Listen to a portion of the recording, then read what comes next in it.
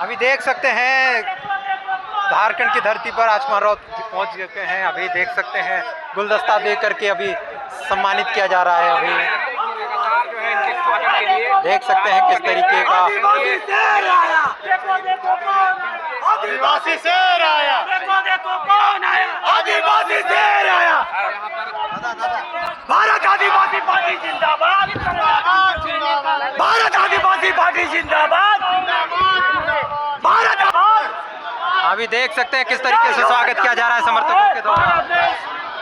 जय जोहार का नारा है, देखो देखो कौन आया, आदिवासी शेर आया, देखो कौन आया। भारत आदिवासी पार्टी जिंदाबाद, जिंदाबाद जिंदाबाद, भारत आदिवासी पार्टी जिंदाबाद, जिंदाबाद जिंदाबाद। जय जोहार का नारा है, भारत देश हमारा है, जय जोहार का नारा है। आज आपके चैनल के माध्यम से झारखंड के साथियों को, झारखंड की जनता को झारखंडी जोहार, सेवा जोहार। भारत आदिवासी पार्टी पिछले 2 वर्षों से भारत आदिवासी पार्टी का निर्माण हुआ है और भारत आदिवासी पार्टी के गठन के बाद मुझे सांसद के रूप में मेरे संसदीय क्षेत्र बांसवाड़ा डूंगरपुर की जनता ने मुझे देश की सदन में भेजा और मैं खुश नसीब हूँ कि मुझे भारत आदिवासी पार्टी के बैनर तले सांसद बनने का तो अवसर मिला, लेकिन पूरे देश के आदिवासी, दलित, पिछड़ों और सारे देश के युवाओं की आवाज बनने का मुझे अवसर मिला।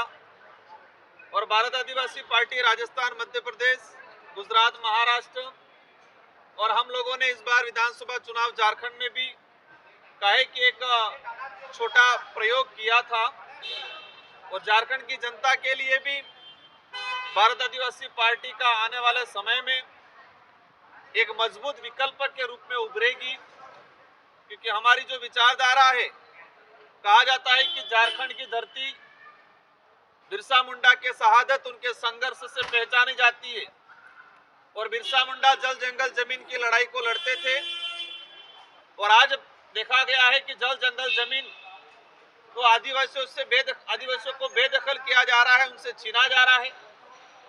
झारखंड हो, छत्तीसगढ़ हो, मध्य प्रदेश हो, सरकार कोई भी आई हो, लेकिन आदिवासियों का विस्थापन आज भी तेज गति से हो रहा है।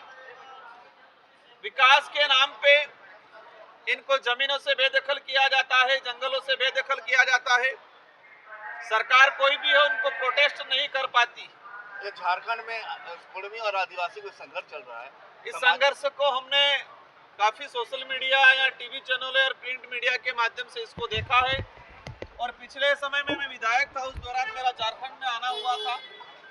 इस विषय को हमने गहनता से समझने का प्रयास किया है और इस विषय पे फिलहाल हम किसी प्रकार का कुछ कहना नहीं चाहेंगे, लेकिन बहुत जल्दी भारत आदिवासी पार्टी इस विषय पे एक बीच का रास्ता निकालते हुए, मतलब झारखंड की जनता के हित में, झारखंड के आदिवासियों के हित में और यहाँ पर एक सौहार्द बना रहे, उस हित में आने वाले समय में झारखंड की प्रदेश कार्यकारिणी से विचार विमर्श करने के बाद इस पे हमारा स्टैंड क्लियर करेंगे आने वाले कुछ समय बाद। आप सदन में लगातार पेशा कानून को लेकर आवाज उठाते हैं, लेकिन झारखंड में लागू नहीं हो पाया, क्या कहेंगे? एक बड़ी विडंबना है और मैं झारखंड के मुख्यमंत्री जी का सम्मान करता हूं और जब इन पे जिस तरह से केंद्र सरकार ने या डबल इंजन की सरकारों ने इन पे तानाशाही बरती थी, उनको जेल भेजा गया था, तो भारत आदिवासी पार्टी भी इस बात को लेके इनके साथ खड़ी थी।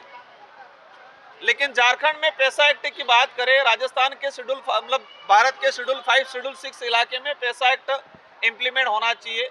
1996 में ये लागू हुआ केंद्र सरकार, लेकिन झारखंड में आज तक इसका अलग से नियम जो बनने चाहिए थे, जो सेंट्रल गवर्नमेंट ने जो प्रावधान किया है कि हर राज्य अपने हिसाब से नियम बनाए और राज्य अलग तरीके से अधिसूचना जारी कर झारखंड में, तो सारे राज्यों के अंदर पैसा एक्ट का कानून लागू हो चुका है, ये कह सकते हैं।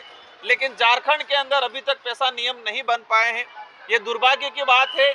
और मैं आपके चैनल के माध्यम से झारखंड की सरकार को कहना चाहूँगा, और झारखंड की सरकार आदिवासी हितैषी के नाम से वर्तमान में तो पहचानी जा रही है, लेकिन पैसा एक्ट लागू नहीं होने की वजह से इन सरकार पे सवाल खड़ा हो रहा है। हम भी सवाल कर रहे हैं कि आप आदिवासियों के विकास की बात कर रहे हो, आदिवासियों के जल जंगल जमीन की बात कर रहे हो, लेकिन आप पैसा एक्ट क्यों नहीं लागू कर रहे हो?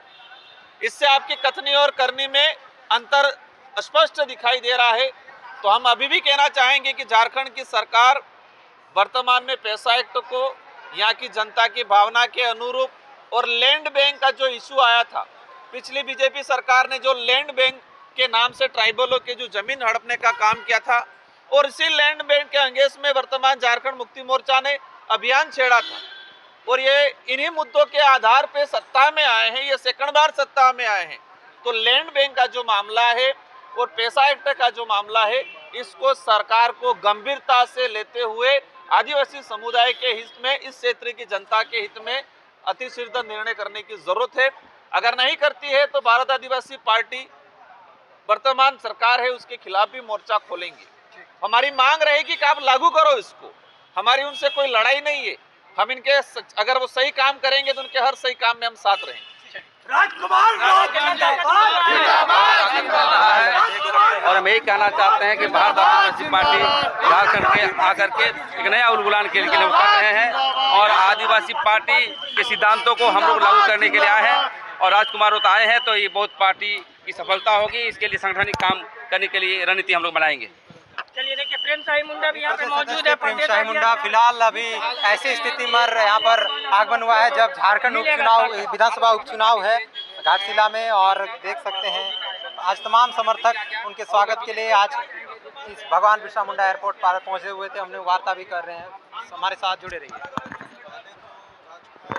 घाटशिला में उपचुनाव है, क्या भारत आदिवासी पार्टी भी इस पे चिंतन करेगी, प्रत्याशी उतारेगी? कि आज हमारे भारत आदिवासी पार्टी के सांसद महोदय 2 दिवसीय दौरे पे आए हैं। अभी एयरपोर्ट में है, उसके बाद जो है सर्किट हाउस जाएंगे, उसके बाद एससीसी की आज बैठक है, वो पूरे आदिवासी समाज से चिंतन बैठक है। उसके बाद कल जो है 13 तारीख को जो है हमारा भारत आदिवासी पार्टी का प्रमुख लोगों के साथ बैठक होगी, और उस बैठक में जो है बहुत सारा निर्णय को उजागर की जाएगी। तो क्या घाटशिला में क्या प्रत्याशी उतारेगी भारत आदिवासी पार्टी? मैं बोल रहा हूं कि इस पर जो है कल हमारी कार्यकारिणी की बैठक होगी, बैठक में निर्णय लेने के बाद ही हम इस बात को आप लोगों के बीच में रखेंगे। फिलहाल तस्वीर है भगवान बिरसा मुंडा एयरपोर्ट का।